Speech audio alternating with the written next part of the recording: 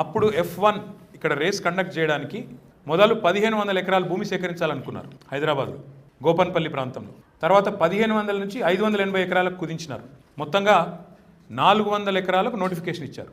ఏది భూసేకరణ చేసి ఒక డెడికేటెడ్ ట్రాక్ నిర్మాణం చేయాలని చెప్పి చంద్రబాబు నాయుడు గారి గవర్నమెంటు ఉమ్మడి ఆంధ్రప్రదేశ్లో ఉన్నప్పుడు 2003వ సంవత్సరంలో ఇచ్చినారు.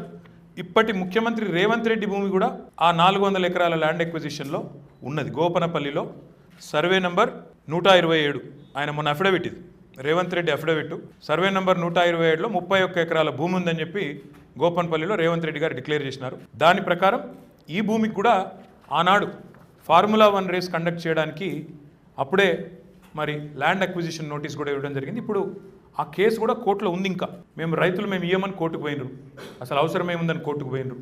ఆ కేసు ఇంకా 21 ఏళ్ళేమో అయింది, ఇంకా నడుస్తూనే ఉన్నది, ఇంకా అయిపోలేదు. ఆ కేసు కూడా అట్లే ఉంది.